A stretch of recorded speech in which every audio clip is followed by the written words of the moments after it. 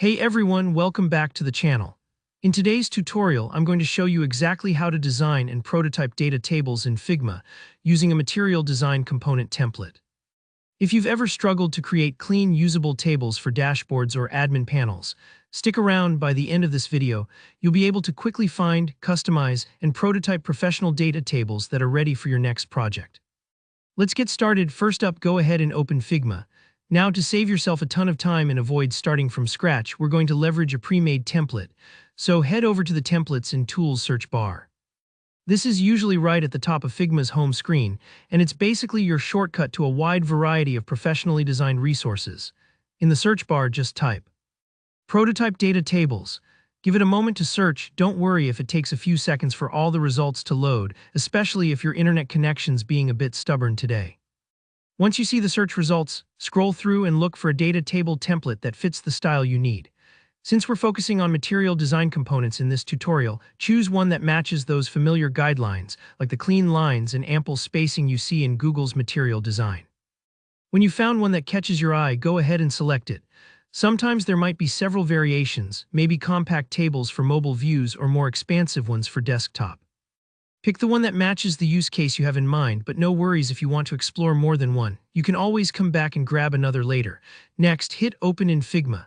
This will launch the template directly in Figma, opening it as a new file or tab. Take a second to look around the template. Notice how many tables come with handy sample data, organizing columns and rows with placeholder text to help you visualize your own content. You might also see built-in material icons, interactive elements, or even prototype-ready buttons for sorting and filtering.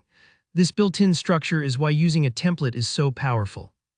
It saves you time on the technical layout and lets you focus on your actual data and design tweaks. Now it's time to make the table your own.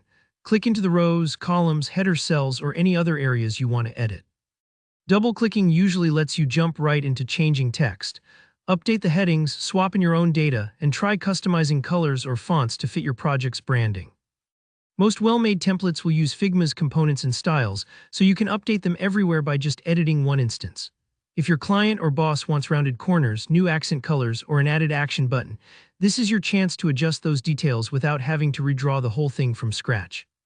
And don't worry if you're new to Figma. It's okay if it feels a bit overwhelming at first. Just take your time experimenting. Once you've finished making your customizations and your data table looks just right, it's time to incorporate it into your actual design file or prototype. Simply select the entire table, right-click and choose Copy, or use the standard Control or Command+C, then switch over to your main design file.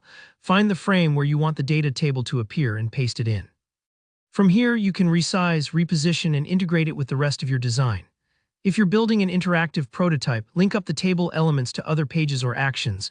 Maybe clicking a row opens up a detailed view, or sorting triggers a motion effect. And that's really all there is to it. You've saved time, kept your design consistent with material design principles, and you've got a fully usable data table ready for presentation or handoff.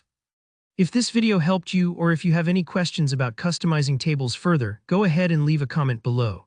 Don't forget to like the video and subscribe for more Figma tutorials and design tips. It really helps the channel out and makes sure you don't miss our next tutorial. Thanks for watching and happy designing.